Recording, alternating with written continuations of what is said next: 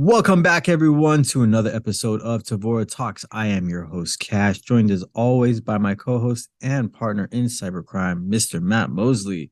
How's it going, man? Long time. Man, it is going. What a week it has been. So I spent the first half of the week at Net Diligence in Fort Lauderdale. That was a fun cyber insurance, cybersecurity conference. That's And cool. then had Cool, a heck cool. of a time coming home. Yeah, So, because all the crazy weather, huh? What yeah, happened? You get snow stuck somewhere? everywhere. I got stuck in Seattle. I finally had to take a train, but I made it home. So planes, trains, and automobiles, 100%. I lived that. So You didn't have to hitchhike, did you? I was about to. I was about You're close. to. Yeah. Well, after the fourth flight delay and two flight cancellations, I was about to, talk to a semi truck driver and see what we could work out. It's like you remember Home Alone? I think Home Alone 2 when the mom, Kevin McAllister's mom, is trying to get back home and she bumps into John Candy and Oh yeah, gets that's like, part one. Yeah. was that part one? Hmm. Yeah, he's the polka band, Yeah, the polka band. and they Yeah, yeah, rented a yeah. moving truck or something. So good. I know it's not cybersecurity related, but a good, just a little trivia for that scene. John Candy and Catherine, what was her name? The mom in Home Alone. Okay. They were really good friends from back in the day when they were both at like Second City, when they were trying to kind of come up in comedy. Catherine O'Hara. And Okay. Okay. That's cool. so in that scene on the truck when John Candy's talking about leaving the little kid at the mortuary. Do you remember that Uh-huh. part? That scene was completely ad-libbed, or improv. John Candy made up that story. He was trying to get Catherine O'Hara to break character, Oh, and that's so funny. it's so good because with knowing that now, and then you go watch that scene now, you can see her kind of start to smirk and kind of lose it a little bit, and then she ends up just changing the subject. She's like, "We should stop talking about this," and he's like, "Well, you brought it up." That's good, man. John Candy was he's sorely missed for sure. He was awesome in all his comedy movies, man. Yeah. Yeah, Home Alone was definitely one of the Christmas favorites. On that note, another side note that's not related to cybersecurity. Let's In hear my it. mini travels this week, I ended up watching Violent Night. Oh, Which I is saw it. That's like the new Santa Claus with what's his name? He's the actor guy from Stranger Things. from Stranger Things. Yeah, yeah, Yeah, yeah. yeah. Yeah, so I finally watched that. I know we're in February now. I finally got Did around you to like watching it? it. Did you A like lot it? of references to Home Alone. It was pretty good. I liked it. I liked it. Yeah, it was good. It was I thought it was actually like a new good fun twist on just like Santa and his personality. Yeah. I don't know if anybody's spoiler alert. I'm gonna spoil it, so fast forward if you're listening. But the part where he kind of backtracks and says like, "Where did Santa come from?" or thing, or his character, where he used to be like this crazy Viking. Yeah, I'm yeah, like, yeah. this is With fantastic. his hammer. I forget what he called it, but yeah, it was good.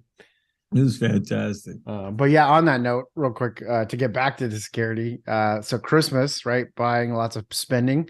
Mhm. U.S. Federal Trade Commission revealed that Americans lost $8.8 billion in scams last year, and I'm sure some of No, those were executed along the Christmas timeline.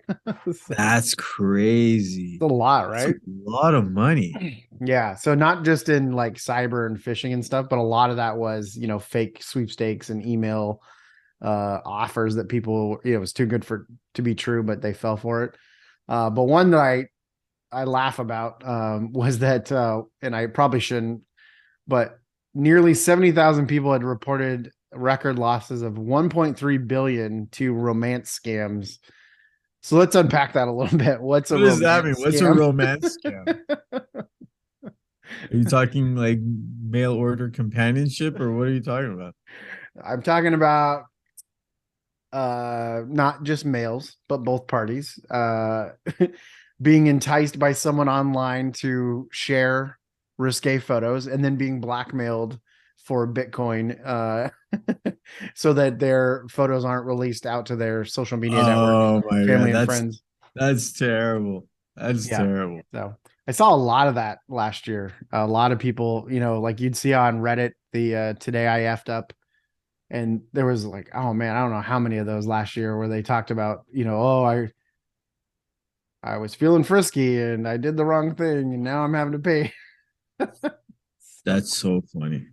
Yeah. So, but pretty interesting topic. But yeah, That's a lot of. 8.8 billion is a lot of money.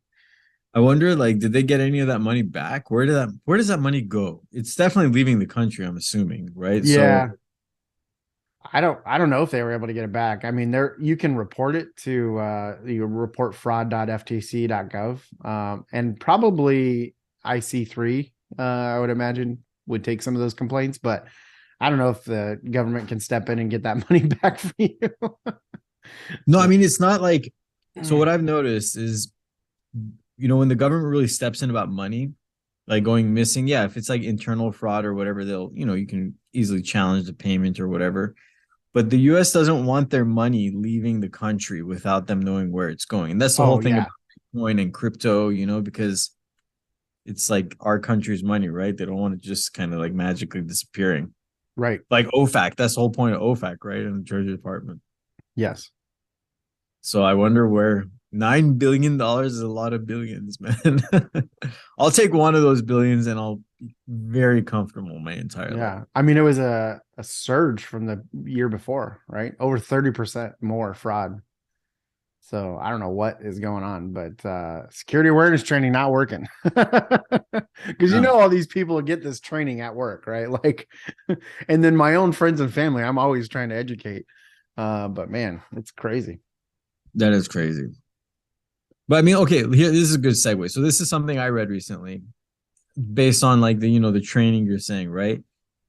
It's like your training's it's there, it's good, but the whole problem with critical thinking, the single source fallacy is if you're single source that you're relying on, like for example, if I were to get an email from you, yeah, I mean, knowing our thing, I would know your lingo, your banter, and everything. And if I get something that seems suspect, maybe I wouldn't click on it, or maybe I'd call you or ask you, right? But if the source seems pretty valid and I'm like maybe expecting or something in the realm, I maybe not question it twice, right? So like apparently, check this out. So Namecheap, right? Namecheap, they're like a domain registrar, like Google Domains or GoDaddy or Loved it. something. Namecheap.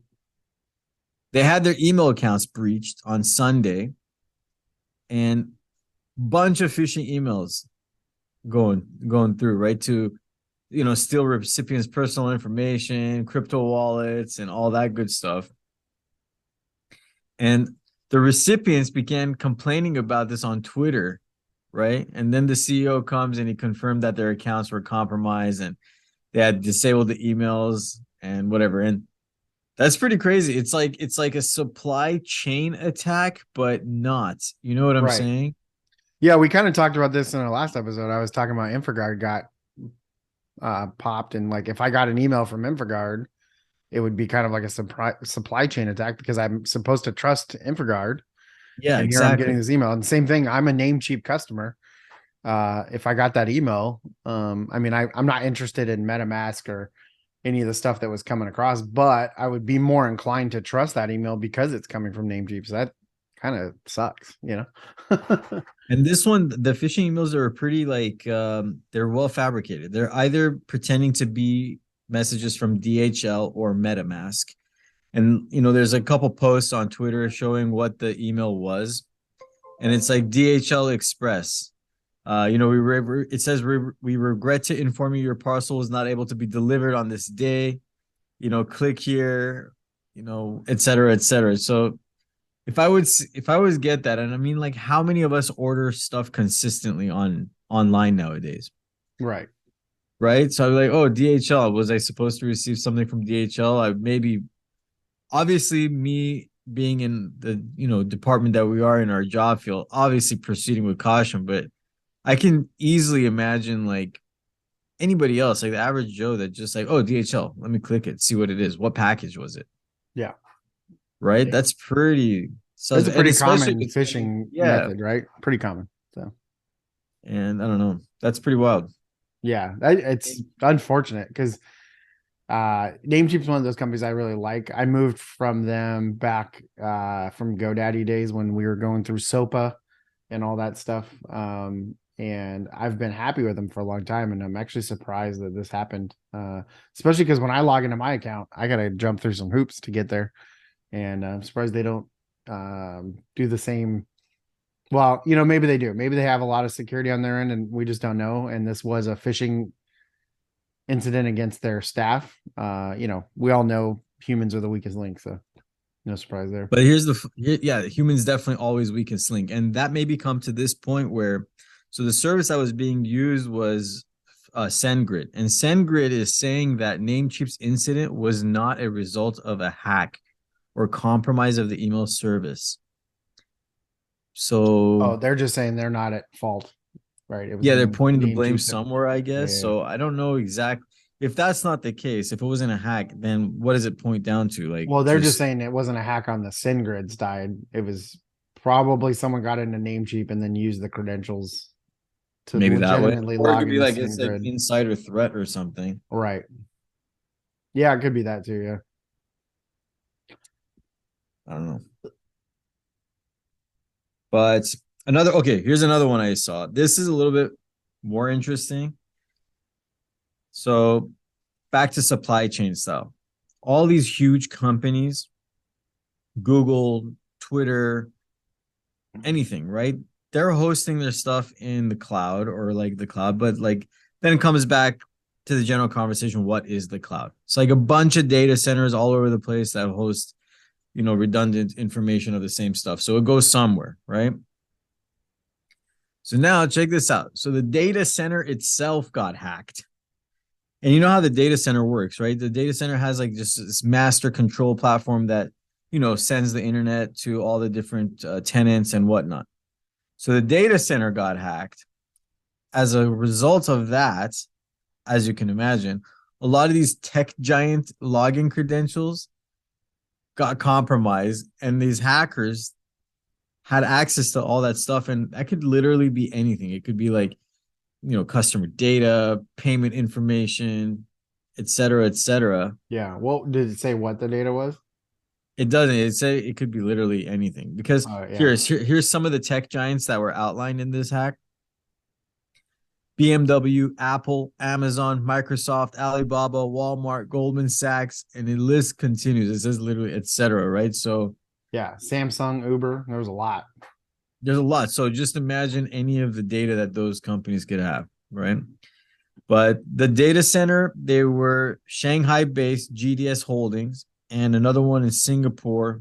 It's called ST Telemedia Global. So now this is the more interesting part, which I always, I don't know why we encounter this in incident response. You get like an incident call in, January 1st, and by the time everybody like on their end is already freaking out and wants us to go do stuff now. By the time they implement it, it's like 2 months later or 3 months later, right? These guys, apparently they were breached in September of 2021. And then not only did they just release the information now, right, February, but in January of 2023, the data center forced all customers to change their passwords. So for 2 years, it was like, hey, you guys got breached, change your passwords if you like. I don't know what that conversation was. That's Isn't that wild? Yeah. 2 years, man. That's crazy. A lot of years. So I'm with some of these companies that were listed here, and I never received anything. So I'm hoping that this was maybe regional, right? Maybe it was customers in that region for these companies. But I'm sure. Like typically, yeah, if there's a data center in Singapore, I'm not in California connecting to that Google data center, right? But nonetheless, somebody should have alerted somebody by now, because they released this on February 20th to the public. Right. So if it hasn't been talked about yet, it will be. Man. I don't know. There's a lot of other cool stuff I read, more DDoS attacks, etc. But I don't know. There's not much more that I want to tell you about right now. Yeah. I mean, so I think one that I liked that I thought was kind of funny was Valve, the game developer. They're the ones that Okay. made like Half-Life and all that, all the good stuff. Oh, okay. So they announced that they had permanently banned more than 40,000 accounts for using cheating software that allowed those players to gain an unfair advantage over other players in the game Dota 2. So what essentially happened was, and if you don't know what Dota 2 is, it's a mass multiplayer online game or What is it, like a battle shooting game? arena. Is it What's that? first person? Is it like first person shooter kind of style? It's like I guess they call it an online battle arena. So it's like player versus player. I don't know if it's a shooter actually. I never played Dota. Dota. We're, Dota. yeah, we're probably gonna get hate mail because I don't play this game.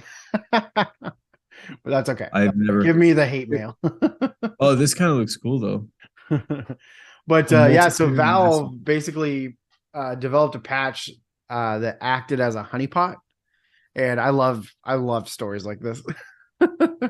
And they were catching requests to the basically on the game side, looking for people that were trying to basically access information that's not readily available to players. So it's like back Oh, end, quote unquote, secret information on the client side. But it basically gives a player an advantage in they can see like, I guess, frame rates or something else that allow them to kind of guess certain things about whatever their opponent's going to do. But because they kind of set up this honeypot, they were able to catch these cheaters and permanently ban them. And so it's pretty funny. But I guess this makes it one of the more prevalent cheats in the game's history. So kind of a big deal in that arena if you're a big Dota player. but did they patch the hole too, or did they just ban the players that were leveraging the They system? did. So they patched the hole, and then they also in the update set up like a listener for people trying to access that exploit or that vulnerability to give them that secret area of information. And then That's that's how they wild. caught the 40,000 plus players. So What's the lesson learned? Cheaters never win. yeah, If you exactly. if you are a cyber criminal, you will eventually get popped, either by the FBI or the company themselves, and then eventually somebody else. But yeah, Yeah. all the story, stick to the ethical side of the game, I guess. And then another article that I wanted to cover, I think this came out today or yesterday, but basically the mass media and publishing conglomerate News Corporation or News Corp says that they were breached back in 2022, or I guess gained access back in February of 2020, but they first disclosed this breach in late 2022. And essentially, they think it was the work of a nation state, and they believe China was behind it. For those that don't know who News Corp is huge. They, I believe, own Fox News Media for one, or at least Rupert Murdoch, who owns News Corp, I believe owns Fox. But they've got Realtor.com, Dow Jones, the Australian New York Post, the Sun, Market Watch, the Wall Street Journal. So a lot of Wow. news organizations. And if these Chinese spies, which they believe were able to access, they believe they were able to get information about employees, which included names, date of birth, social security numbers, driver's license numbers, passport numbers, financial and medical information, along with health insurance information. So, And this is for the employees of yeah, these companies. correct. Yep. That's wild. I'm looking on their. I think they have a lot of companies: GQ, Vogue, Wall Yep. Street Journal, Realtor.com, Moving.com. They got a lot of stuff, man. The Sunday Times, Fox Sports. What did you Yeah. say? Market Watch, New York Post. Dang. Herald Sun, the Daily Telegraph. That's a lot of companies. Looks like somebody's gonna have to provide free credit monitoring for the next year. But yeah, they do believe that the foreign government of China was behind the hack, and most likely was related to espionage activities to collect information on the benefit of China's interests. So pretty astounding. I mean, that's huge, right? Oh yeah, this article does confirm Fox News. Yeah, so that's what I believed was the case. So yeah, they do own Fox News, Wall Street Journal, New York Post. So that's wild. One day later, the tabloid newspaper revealed that the incident was caused by one of its employees who was fired after their involvement was discovered. Oh, a little insider threat, huh? Maybe. A little China's got spies everywhere, man. Then they got spies everywhere, and apparently a giant balloon that was hovering around. Nice reference. That was a weather balloon in theory, right? Quote unquote. There was some offer to like go up in a weather balloon for something, and it was like science related, and I was like, not right now. I would not be doing that. You might get shot down. Look, I don't know about so many reports of UFOs. I don't like this like going ballooning concept because okay, like a plane, you got like some wings, aileron, flap. You can at least give it some direction, but a balloon, it's kind of just floating there, right? Yeah, you're at the mercy of the wind. Yeah. Right? Yeah, and the hot and cold air. Yeah. Yep. I've seen like these things where there's all of a sudden this like invisible air wall or whatever it's called, and I've seen these things where the guy is going and then all of a sudden it starts like tumbling down and going crazy. So, yep. I don't think I'll ever get in a weather balloon or any kind of balloon that transports humans. No, right. It's like what's Buzz Lightyear say? Falling with style. Or I guess that was falling with style. You're not flying, you're falling with style. Or something like that.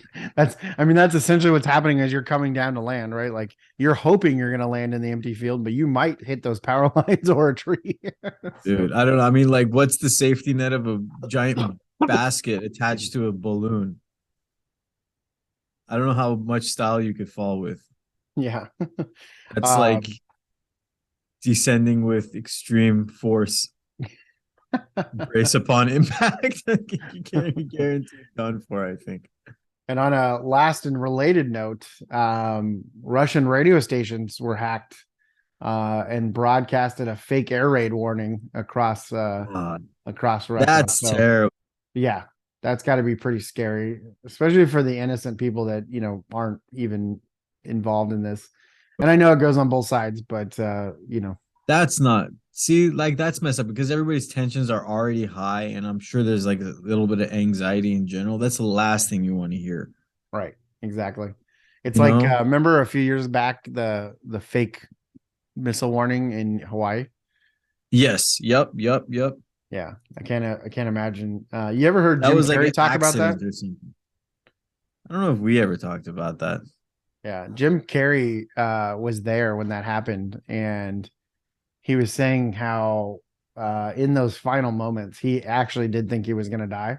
And he just became extremely grateful for the life that he had. And it really changed his outlook on life after that moment. I bet, man. So, yeah, I can only imagine. I mean, I remember reading stories about parents like throwing their kids in the sewers and, just any effort to kind of save whatever they could. Scary stuff. So, yeah, I can only imagine what happened, in on the anniversary of this Ukrainian-Russian war, what was going through those innocent civilians as they heard these air raid sirens and probably, a little bit of a emergency warning broadcast like we have here in the States. They probably 100% some PTSD involved in that. Right. I would freak out, right? Because though that air raid siren, that siren sound itself is very alarming. I mean, intentionally, so you never hear it. You've only heard it in movies. So, if you do hear it, it's like the worst of the worst is about to happen, whatever it is. Yep. So absolutely. That's messed up. But you know what we should talk about on another episode? I kind of want to do like a little bit of a recap of the year of the cyber war between Russia and Ukraine.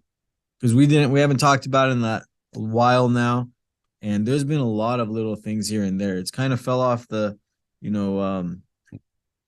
it's called media radar, more or less.